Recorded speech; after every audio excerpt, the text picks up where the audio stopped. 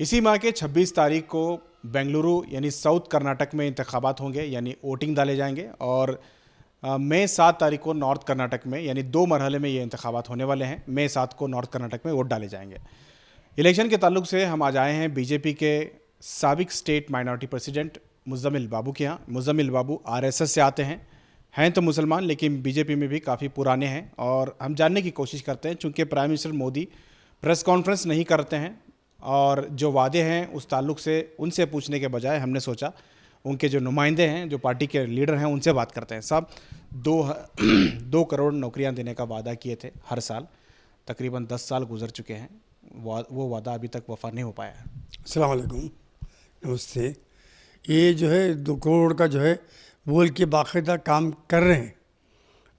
नरेंद्र मोदी जी सिर्फ एक मौजू पे काम नहीं कर रहे हैं, हर तरीके से, हर एंगल से देश को आगे पहुंचाने, बढ़ाने के वास्ते में पूरी जद्दोजहद कर रहे हैं। उसकी बेहतरीन मिसाल जो है इंफ्रास्ट्रक्चर से और नेशनल हाईवेज़ के कनेक्टिविटीज़ हैं, एविएशन है, सब में भी जो है कितना इजाफा हुआ आप खुद समझ सकते हैं। पहले कितने एयरपोर्ट थे, अब बीजेपी 2014 में आने के बाद कितने मज़ीद एयरपोर्ट्स स्टार्ट हुए हैं। ये सब देखते हुए और देश जो है इंडिया और कितना प्रोग्रेस हो रहा है। यही इंडिया में एक ज़माना था कि नरेंद्र मोदी को अमेरिका वीज़ा देने से इनकार किया था। आज अमेरिका खुद सबसे बेहतर नरेंद्र मोदी जी का दोस्त है। सारे वो तो प्राइम मिनिस्टर जो भी बनता है उससे तो दोस्त बनाना पड़ता है, लेकिन सवाल मेरा यह है कि प्राइम मिनिस्टर होने के बावजूद भी उसको वीज़ा नहीं दिए थे। वो मोदी जी प्राइम मिनिस्टर होने के बावजूद भी उसको वीज़ा नहीं दिए थे, मगर अभी वो क्या है, टोटली सिनेरियो ही चेंज हो गया। अच्छा, ये बताइए, हर साल 2 करोड़ नौकरियां, 10 साल से इक़्तिदार में है बीजेपी हुकूमत और पीएम मोदी है। 10 साल का हिसाब करेंगे तो तकरीबन 20 करोड़ नौकरियां देना है। अब तक कितने नौकरियां दी है? आप ही अंदाज़ा लगाइए कि कांग्रेस बीजेपी की हुकूमत में कितने नौकरियां दे कर रहे हैं बोल के।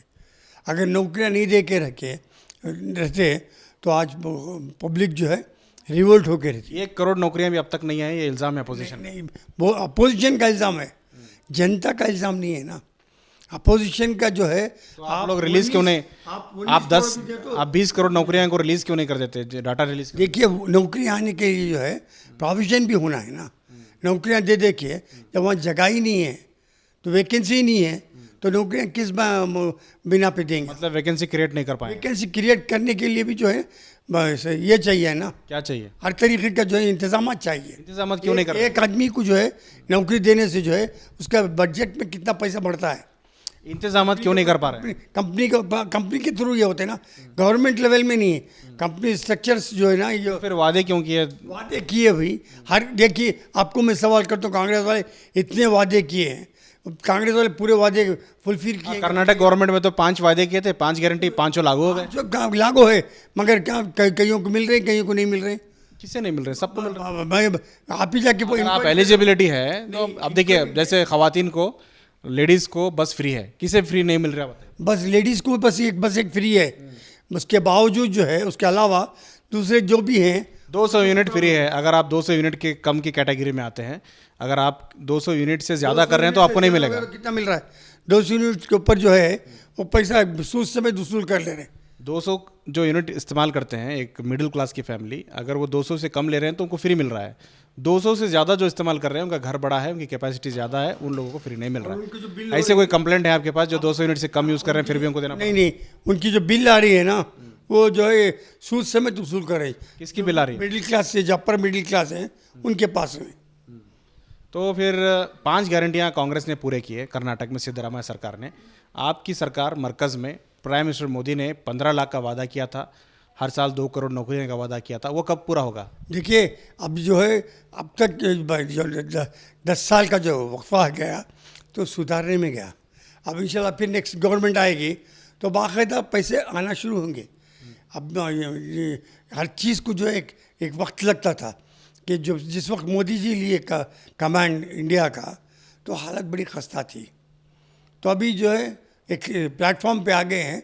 अब इसके बाद में डेवलपमेंट ही आएगा, डेवलपमेंट इंशाल्लाह आएंगे। तो अब ये बताइए, अब देखिए, मसलन जो है बीजेपी जो है माइनॉरिटीज़ के ख़िलाफ़ है, कम्युनल पार्टी है बोल के बोलते हैं। आज अल्हम्दुलिल्लाह यूपीएससी के रिजल्ट्स आए जिसमें 50% माइनॉरिटीज़ के मुस्लिम्स जीत कर हैं, कामयाब होकर हैं, तो उसका सिला जो है IAS IPS बनते हैं, तो इसका सिला हमारे कौम को। तो बीजेपी का क्या रोल है इसमें? बीजेपी की गवर्नमेंट में ही आया है ना, गवर्नमेंट पास कराती क्या? यूपीएससी का एग्ज़ाम जब होता है ना, तो उसमें अगर चाहे तो एग्जामिनर्स जो है कुछ भी कर सकते थे, मगर वैसा फेयर एग्ज़ाम कंडक्ट करने के बाद में इतनी कामयाबी हुई। मतलब पिछले कई सालों से करते आ रहे थे क्या? कौन? कांग्रेस वाले करते थे ना। कांग्रेस 10 सालों से। कांग्रेस के रिजीम में कहाँ है बताओ? कांग्रेस के रिजीम में कहाँ है? कांग्रेस के रिजीम में आप बता रहे हैं ना, कांग्रेस के टाइम में बहुत लोग पास हुए। नहीं आप कहाँ उतने मुसलमान कहाँ पास हुए?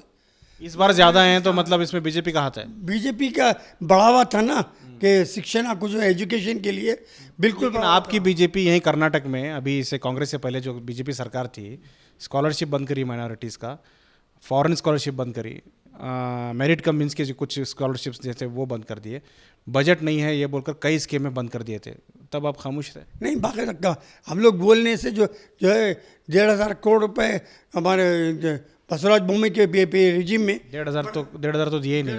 दिए बाकायदा दिए, मैं खुद उसका गवाह हूँ, दिए 800-900 करोड़ से ज़्यादा बजट गया ही नहीं। दिए बजट में है ना, देखो आप प्रिंट होके बुक की है बजट। फिर स्कीमें क्यों बंद करें? स्कीम बनने की है ना, सिर्फ फॉरेन के एक स्कीम बंद किए थे, अभी वो भी कांग्रेस के पीरियड में ओपन हुई है ना।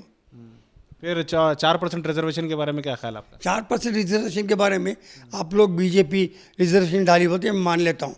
कांग्रेस आपकी तो खैर खा है माइनॉरिटी की। कांग्रेस की हुकूमत में जो है एक मेमो फाइल करके सुप्रीम कोर्ट में केस विड्रा नहीं कर सकते थे क्या? हिजाब का मसला है, वो तो कर सकते थे। आपने 4% रिजर्वेशन क्यों खत्म किया मुसलमानों का? ख़त्म किए एक पॉलिसी की तहत। कौन सी पॉलिसी? माइनॉरिटी का जो मसला था, तो उस वास्ते में जो क्या मसला था? माइनॉरिटीज़ को 4% रिजर्वेशन दी गई थी, क्या मसला था आपको? नहीं, रिजर्वेशन के वास्ते में जो है हमारी गवर्नमेंट जो बेहतर सोच के अब दूसरे हिसाब मुसलमानों के लिए बेहतर सोच, ओबीसी में जो है इनमें इनको बढ़ावा दे के ओबीसी के अंदर ही लिए ना, इनको सेपरेट 4% के बजाय ओबीसी में और कोटा मजीद बढ़ाए थे, तो हम ओबीसी में ये ले सकते थे। और इन हमारे अबुल कलाम आज़ाद जब अम्बेडकर साहब रिजर्वेशन माइनॉरिटीज़ को भी मुसलमानों को भी रखना चाहे तो वो इनकार कर दिए। नहीं हमारे कि इसके ऊपर बलबोते हमारे खुद के बलबोते पर हम लोग सीट्स लेंगे, वो अहदा लेंगे बोल के वो छोड़ दिए थे।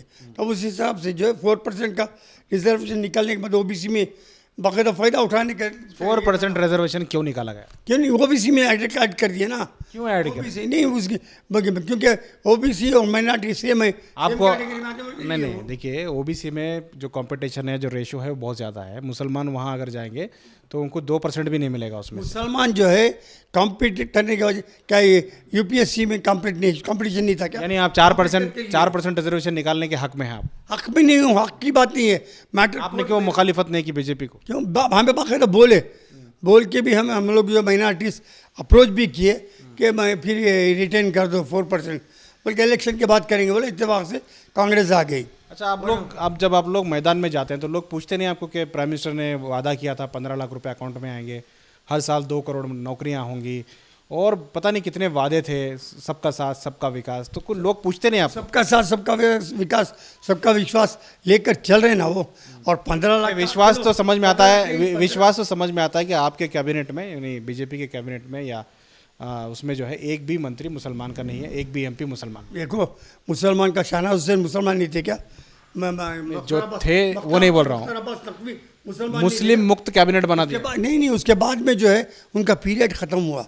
ख़त्म होने के बाद कोई भी मुसलमान वहाँ जाके ओहदा लेने के लिए मुसलमान पूछा ही नहीं ना, जाके पूछता तो चलो मैं। आप क्यों नहीं पूछे? आप पूछ लेते। मुझे ज़रूरत नहीं है।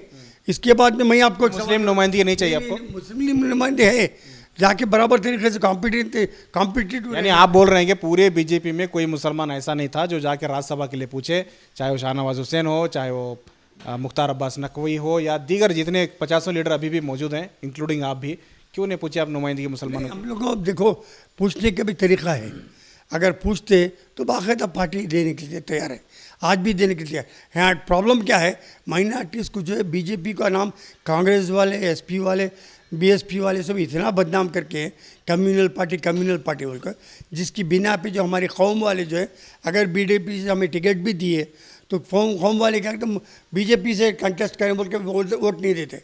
हमारे दूसरे हिंदू भाई जो है मुसलमान को वोट दिए, सीट दिए बोल के क्या ज़रूरी है मुसलमान ही वोट देना? बीजेपी के वोट बैंक अगर नॉन मुस्लिम्स हैं तो आपको टिकट देना चाहिए, नॉन मुस्लिम वोट डालना चाहिए। देखिए ये कांग्रेस वाले डिवाइड एंड रूल की पॉलिसी कर दी है ना, अंग्रेज के ज़माने की पॉलिसी वो इख्तियार करते हैं, आज भी चल रही है ना वो। अच्छा ये बताइए, आपको बताता हूँ कि कांग्रेस वाले बीजेपी बोल के आप एलिगेशंस लगा रहे हैं।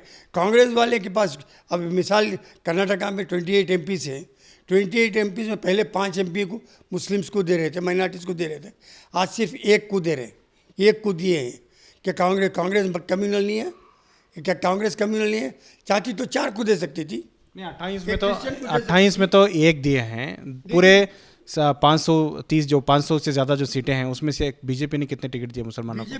बीजेपी दिए या नहीं दिए सवाल वो पैदा क्यों? आप तो बीजेपी के, आपसे तो सवाल वही होगा, क्यों नहीं दिया आपने? नहीं हम आके कोई तलब कौन की मुसलमान बताइए? कोई लेने वाला नहीं है, लेने वाला नहीं है ना। आपने क्यों ट्राई नहीं किया? चाहिए आप माइनॉरिटी के प्रेसिडेंट थे, आपके माइनॉरिटी में इतने लोग हैं, कोई काबिल नहीं है जो सीट ले सकता है। देखिए अगर काबिलियत है तो भाजपा ज़रूर देती है। मैं क्यों? यानी कि आपके टीम में या आपके बीजेपी में माइनॉरिटी में कोई काबिल ही नहीं है। काबिलियत की सवाल ही पैदा नहीं होता, जाके मांगना है ना। काबिल तो बहुत है, काबिल तो बहुत है, मगर इलेक्शन फेस करने के लिए भी जो है पैसा चाहिए, फंड्स चाहिए। मतलब गरीब लोग हैं क्या आपकी टीम? गरीब नहीं है, औसत दर्जे के हैं। आज इलेक्शन जीतना बोले तो 25-30 करोड़ के से ज़्यादा हो गया है इलेक्शन के लिए।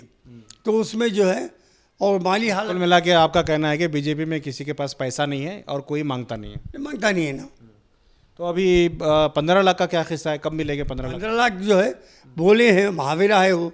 15 लाख अगर ब्लैक मनी आ गया तो इंशाल्लाह मिलता है बोल के। 10 साल हो गए, ब्लैक मनी कुछ आया है क्या? कुछ तो आपको कुछ जानकारी है? आपको मालूम है, आप प्रेस वाले हैं, आपको ज्यादा मालूम आता आप है। तो पार्टी वाले वादा आप करें हैं तो फिर आपको याद रहना चाहिए। पैसा अगर आता तो हमें तो नजर नहीं आया, हमें तो नजर नहीं आया, आपको नजर आया? हमें बोले ना, अगर पार्टी को जो है ब्लैक मनी रिटर्न होकर रिकवर हो करता तो ऑटोमेटिक तुम्हारे अकाउंट को आता था। ब्लैक रिकवरी नहीं हुई ना। अच्छा रिकवरी नहीं हुई है, लेकिन इलेक्ट्रल बॉन्ड के तहत पैसा बहुत आया है बीजेपी के पास। आप ही को सब मालूम है, हमें तो मालूम नहीं। आपने देखा नहीं इतना इलेक्ट्रल बॉन्ड का? क्या आपको क्या लगता है इलेक्ट्रल बॉन्ड क्या है? इलेक्ट्रल बॉन्ड का हिस्सा है ना, वो बोलने के लिए बहुत है। अगर वैसा होता तो अपोजिशन छोड़ती थी कब तक। छोड़ कहाँ रही है अपोजिशन? तो लगातार हमलावर है। हमला हो रहे करे, मगर उसका रिजल्ट क्या है? रिजल्ट मीडिया में ज़्यादा नहीं आ रहा है, इसलिए कुछ ज़्यादा बहुत ज़्यादा इम्पैक्ट नहीं है। तो रिजल्ट आएगा, जब नहीं है तो खामोखा क्यों ये करेंगे? मतलब इलेक्ट्रल बॉन्ड है कि नहीं है, क्या बोलते हैं आप उसमें? नहीं उसमें जो है इलेक्ट्रल बॉन्ड है, मगर उसमें क्या है कि जो आप लोग ये इल्ज़ामात लगा रहे हैं वो सब बेबुनियाद है। जो पैसा दी है कंपनी, उसी कंपनी को धंधा भी दिया गया है, उसके बारे में क्या ख्याल है? नहीं वो वैसा नहीं है हरगिज़। डॉक्यूमेंट तो वही बता रहे हैं, पैसा का इलेक्ट्रल बॉन्ड तो है, इतना पैसा दिया हुआ है उसी कंपनी को, कॉन्ट्रैक्ट भी गया। वैसा नहीं है, वैसा नहीं है। वो कुकड डॉक्यूमेंट्स बनाए हैं वो, उसकी वजह से काम हो रहा है वो। मतलब ऐसा नहीं है? वैसा नहीं है वो। जो डॉक्यूमेंट आए हैं, जो एसबीआई ने जो जारी किया, डॉक्यूमेंट ऐसे बहुत डॉक्यूमेंट थे। मतलब एसबीआई ने जारी किया, कोर्ट को जारी किया। एक डॉक्यूमेंट्स कितने आते हैं बताइए? मतलब जो एसबीआई ने कोर्ट को सबमिट किया है वो डॉक्यूमेंट फेक है? कोर्ट डिसीजन लेने दो ना उसके बारे में, और मैं और आप क्यों डिस्कस करें? Preliminary discussion why should we do? Let the court decide. Okay, तो अभी मुसलमानों के लिए आपकी पार्टी से क्या वादे हैं? देखो हमारी पार्टी जो है हर तरीके से मुसलमानों को सहूलत फ्राहम कर रही है। जैसे कि तालीम के ताल्लुक से हो, जैसे कि कुछ तो एग्जांपल दीजिए। कितने माइनॉरिटीज़ के प्रोग्राम से आप उठा के देखिए। दो बोलिए। एजुकेशन के पीछे नहीं दे रहे क्या? दो बोलिए, कोई स्कीम का नाम तो बोलिए। एजुकेशन के स्कीम्स हैं और औरत बच्चों के लिए स्कीम्स हैं। कौन सा स्कीम का नाम तो बोलिए। स्कीम्स के नाम मुझे इस वक्त याद नहीं आ रहा है, मगर स्कीम्स हैं। चाहे तो मैं आपको सारी फहरिस्त आपके पास फ्राहम कर देता हूँ, सारी फहरिस्त फ्राहम करता हूँ। तो फिर क्या अब बीजेपी सरकार दोबारा जीतती है तो क्या फिर से हिजाब बैन करने वाली बात करेगी या तरक्की की बात करेगी? देखिए वो हिजाब का कोर्ट से फैसला हो गया है, सुप्रीम कोर्ट गया है, वहाँ जो जजेस में आपस में कोर्ट में जो भी है या होने दीजिए, बाद में सरकार है, कोर्ट है, वो देख लेंगे। आप क्या चाहते हैं? नहीं हम लोग का हिजाब जो है शुरू से चलता आया है, हिजाब के ताल्लुक से कुछ भी। और बीजेपी भी क्या कह रहे, क्लास के अंदर आपका स्टैंड बोलिए। नहीं मैं बोल रहा हूँ ना, क्लास के अंदर जो है यूनिफॉर्म पहन कर जाए, क्लास के बाहर जो हिजाब डाल के बुर्का पहन कर। क्या चाहते हैं? क्या आप क्या चाहते हैं? मैं जिसमें हर चीज़ की हमारे कौम की भलाई। नहीं, हिंदुस्तान की आज़ादी से अब तक जो है हिजाब पर किसी तरह की पाबंदी नहीं है। बहुत सारे बच्चे, आपके भी बच्चे जाते होंगे स्कूलों को, कॉलेजों को, तो हिजाब बहुत सारे बच्चे पहन के जाते हैं, कुछ लोग नहीं भी पहनते हैं। अब उन बच्चों को रोका गया है, यानी कि पिछली गवर्नमेंट में, तो आप क्या कहते हैं? एक चीज़ मैं बताता हूँ, अभी सऊदी अरब में हिजाब काट दिया है नहीं, पाकिस्तान में हिजाब है क्या, टर्की में हिजाब है क्या, क्या वो तरक्की नहीं करेंगे, बच्चे नहीं पढ़ेंगे? तो फिर हम लोगों को सऊदी के हिसाब से चलना चाहिए। सऊदी अरब जो है हमारा मक्का मौजमा जो है हमारा बेस है, वो माइनॉरिटीज़ का, मुसलमानों का बेस है वो। वहाँ की जो हिदायत होती है हम लोग सारे वर्ल्ड के मुसलमानों के लिए पर लागू होती है। नहीं, हम तो कुरान और हदीस पर चलते हैं, सऊदी के कानून पे तो नहीं चलते। हदीस नहीं है क्या वहाँ? चांद वहाँ दिखता तो हम ईद यहाँ नहीं करते हैं, यहाँ जब चांद दिखता है तभी ईद करते हैं। 70 किलोमीटर की बात है वो, ईद की बात नहीं आ रही। जब कुरान और हदीस की आप बात बोल रहे हैं तो वो बात सऊदी हुकूमत की तरफ से सलमान खान का प्रोग्राम चल रहा है, तो क्या हम लोग भी सलमान खान के प्रोग्राम में नाचे? कहीं को हम सलमान खान के प्रोग्राम सऊदी हमारे लिए आइडियल नहीं है। मैं क्या सलमान पाकिस्तान इसमें सऊदी अरब में नहीं है ना? सलमान खान सऊदी अरब में नहीं है ना? सऊदी जाके डांस प्रोग्राम करके आया है जहाँ मुकद्दस जमीन है, तो आप उसके लिए क्या कहेंगे? सऊदी में कहाँ डांस किया वो? यूएई में गया था वो, यूएई गया था, डांस किया, मगर वहाँ के जो बिजनेसमैन हैं वो उसको पैसा दिए तो कहीं भी डांस करता। अब हिजाब के ताल्लुक से जो हमारा जो कल्चर है हिंदुस्तान का, हिजाब पहन के बहुत सारे लोग जाते हैं, तो अभी जो रोका जा रहा है आपकी गवर्नमेंट आपके तरफ से, क्यों रोक रहे हैं आप? रोक रहे नहीं, उसमें मॉडिफाई कर रहे हैं। क्यों मॉडिफाई कर रहे हैं? वो क्लासरूम के अंदर बुर्का पहन कर जाना, और उससे बुर्के से जो है आपको क्या दिक्कत है? नहीं, दिक्कत मुझे नहीं है। दिक्कत क्या है, बाज़ लड़कियां जो है बुर्का पहनने के बाद में उल्टे सील्टे गलत काम बच्चों के नाम, मगर मुस्लिम लड़कियां नहीं है, दूसरे गैर मज़हब के लोग लड़कियां भी जो है बुर्का पहन के गलत काम कर, क्लास के अंदर क्लास के बाहर। तो क्लास के अंदर का क्या है, क्लास के अंदर आराम से बैठो पढ़ो। क्या गैर गलत काम क्या होता है उसमें? आपको मैं वजाहत कर दूं तो अच्छा नहीं लगता। जो चीज़ मख्फी में रहती है वो मख्फी रहने में मज़ा है। लोग गैर गलत काम करते हो तो बगैर बुर्के के भी कर सकते नहीं, बाज़ बच्चे जो है, मतलब 70 साल से ये गैर गलत काम का इशू नहीं था, 70 साल बाद आपकी हुकूमत आई, आपने उसे क्यों रोका? 70 साल बाद ही आपको एहसास हुआ इसका? नहीं, हमारा कोई एहसास था तब तक। 70 साल तक कांग्रेस की गवर्नमेंट थी ना। येडियुरप्पा तो 2 बार सीएम बने। 70 साल तो कांग्रेस की गवर्नमेंट थी। येडियुरप्पा तो पिछले 2 बार बने, 20 साल 25 साल से। मगर येडियुरप्पा के पीरियड में येडियुरप्पा उसके पीछे तवज्जो नहीं दिए। अब बसवराज बोम्मई साहब तवज्जो दिए हैं आपकी सोच में। और आपकी 4% रिजर्वेशन और हिजाब के ताल्लुक से कर्नाटक में आपकी सरकार चली गई, आप सिर्फ 60 के आसपास। हमारी सरकार गई, कांग्रेस की सरकार क्या करी बताइए आप?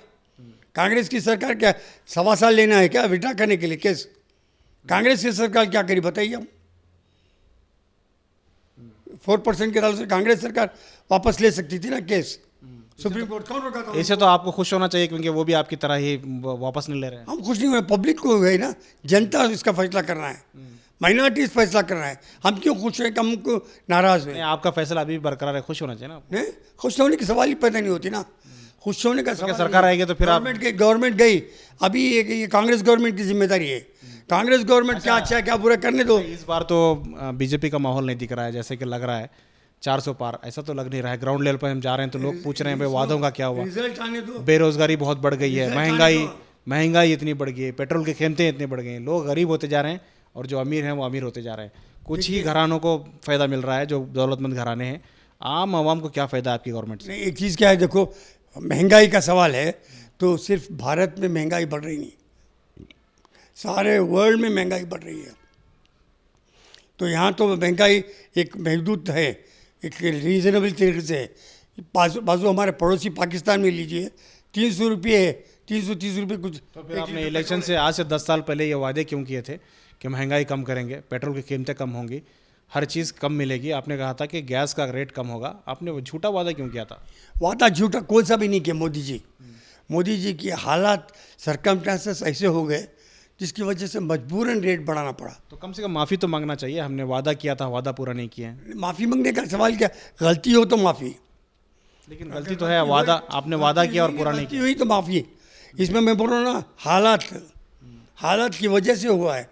हर जगह जो है महंगाई बढ़ती आपकी पार्टी पर यह भी इल्ज़ाम है कि मुस्लिम लीडरों को आपकी पार्टी में इज्जत ही नहीं है। आप देखिए, आप आप प्रेसिडेंट रहे हैं, आज तक आपको कोई अहदा मिला है? देखिए, मैं वाइस प्रेसिडेंट होने के बाद में मुझे साउथ इंडिया क्लस्टर इंचार्ज बना करें, साउथ इंडिया का बीजेपी से। क्या वो अहदा नहीं दिए क्या? वो फिर आपकी गवर्नमेंट में आपको ना चेयरमैन बनाया, ना कोई ओहदा दिया, ना एमएलसी दिया, कुछ भी नहीं। देखिए मेरे से काबिल, आप तो आरएसएस से आते हैं, आप तो मेरे से काबिल थे। कौन थे काबिल? अब हमारे अब्दुल अजीम थे, अब पठान, मुख्तार पठान थे, ऐसे अफराद को दिए पोस्ट। आप तो आरएसएस से आते हैं, आपको कुछ आरएसएस बोल के उठा के हमें मिनिस्ट्री पे बिठा देना नहीं ना। देख के कुछ तो देना चाहिए था, कुछ भी नहीं दिया आपको। मैं खुद उसकी परवाह नहीं कर रहा हूँ। मैं खुद पोस्ट के लिए बीजेपी में नहीं ज्वाइन किया, मैं खुद गया हूँ एक बार सेवा करने के गर्ज से गया हूँ, तो मुझे उसका रंज नहीं है। तो आपको अफसोस होता है कि बीजेपी एक भी मुस्लिम को टिकट देती नहीं है? कभी अफसोस होता है? अफसोस का सवाल ही पैदा नहीं होता। हमारे मुस्लिम अच्छा, बसवराज यत्नाल जैसे बयान करते हैं मुसलमानों के खिलाफ, कभी कभी बयान इतने खतरनाक दे देते हैं, आपको मायूसी होती है क्या सुनकर? बयान दे रहे हैं भाई, किसी के मुंह को, जबान को कौन रख सकता है? लेकिन आपके पार्टी के हैं, जबान को कौन रख सकता है? आप रोक सकते हैं, आप क्यों नहीं रोक सकते? नहीं, अब देखो येडियुरप्पा जी के खिलाफ ही बोलते हो। येडियुरप्पा यत्नाल को रोक रहे हैं क्या? ईश्वरप्पा को रोक रहे हैं क्या? ईश्वरप्पा को भी रोक रहे हैं क्या? उन्होंने बोलते हैं, बोलने जो कोई बात है, हमको उसके पीछे तवज्जो ही नहीं देते, ध्यान ही नहीं देते। एक कान से सुनते, एक कान से छोड़ देते। उसके ऊपर इम्प्लीमेंटेशन कुछ हो रहा है तो बताओ। तो फिर यत्नाल के बयान को, ईश्वरप्पा के बयान को, XYZ के बयान पर कुछ तो भी गवर्नमेंट हमारी या पार्टी कुछ उसके ऊपर वैसे अमल कर रहे हैं क्या? बताइए आप। इस बार बता रहे हैं कि 5 गारंटी की वजह से आवाम कांग्रेस की तरफ है। कर्नाटक की अगर बात करें, 28 सीटों में से तकरीबन 18 से 20 सीटें कांग्रेस ले रही है, इस तरह के कुछ सर्वेस बता रहे हैं। आप क्या कहते हैं? मैं एक ही बात बोलता हूँ कि भाजपा जो है 15 से 18 सीट इंशाल्लाह ज़रूर जीतेगी। 15 मतलब कि पिछली बार वो 25 जीते थे, 10 हारने वाले। 10 का जो है हम रद्दोबदल होने की क्यों हारे हैं आप 10 सीट? हारने की हर चीज़ में देखो, कांग्रेस वाले जो है ये उनके अब उनकी गवर्नमेंट है तो उसकी बिना पर 10 सीट का इजाफा होगा बोल के। 5 गारंटी का इम्पैक्ट है। हाँ, 5 गारंटियों में चावल 10 kg देता हूँ बोले थे, 3 kg दे रहे हैं। 3 kg दे रहे हैं चावल, क्या उसका पब्लिक को क्या है? उसके बदल रागी दे रहे हैं ना। रागी कितना दे रहे हैं? और उसका बचा हुआ जो अमाउंट है, अमाउंट भी ट्रांसफर। तुम जो है सिर्फ चावल देता हूँ बोल के बोले तो। लेकिन चावल आपकी सेंट्रल गवर्नमेंट चावल नहीं दे रही है ना, रोक रही है। सेंट्रल गवर्नमेंट क्यों नहीं देती? चावल के सेंट्रल गवर्नमेंट के पास भी सरप्लस रहना है ना। आप मांगे जैसा दे दो, बोले दूसरे जानबूझ के नहीं दे रहे हैं, वादा पूरा रोकने के लिए। बिल्कुल गलत बात है। इल्जाम है सीएम सिद्धरामैया। सीएम बोलता है भाई उसको। अच्छा, आप टैक्स क्यों नहीं दे रहे हैं? कर्नाटक का टैक्स क्यों दबा के बैठे हैं सेंट्रल गवर्नमेंट? सेंट्रल गवर्नमेंट बाकायदे दे रहे ना वो। कहाँ है टैक्स? जितना पैसा जा रहा है उसका आया ही नहीं है पिछले कई साल। पैसा बाकायदे दे रहे ना गवर्नमेंट। आया ही नहीं कई सालों से। आप बोल रहे हैं मगर बाकायदा प्रोटेस्ट हो रहा है, लगातार प्रोटेस्ट हो रहा है। आज भी, कल भी प्रोटेस्ट हुआ। प्रोटेस्ट करते हैं कांग्रेस वाले। आपने वो इश्तेहार देखा है, खाली लोटा इश्तेहार देखा होगा आपने, उसी का है। करेक्ट है, मगर क्या है कि बाकी पैसा जो है हमारी गवर्नमेंट से मिल रहा है। हमारी गवर्नमेंट नहीं दी तो इनको सैलरीज। लास्ट में क्या पैसे मैसेज देंगे आप?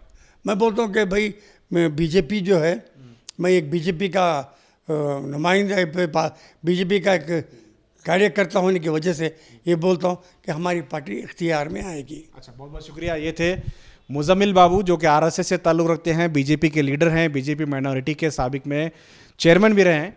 चूँकि बहुत सारे सवाल बीजेपी के और नरेंद्र मोदी साहब के थे, वही सवाल हमने इनसे पूछने की कोशिश की। बहरहाल चूँकि और भी बहुत सारे सवाल हैं, आगे हम और भी अपडेट देते रहेंगे। कैमरा पर्सन समीर के साथ शाहिद काजी, बेंगलुरु।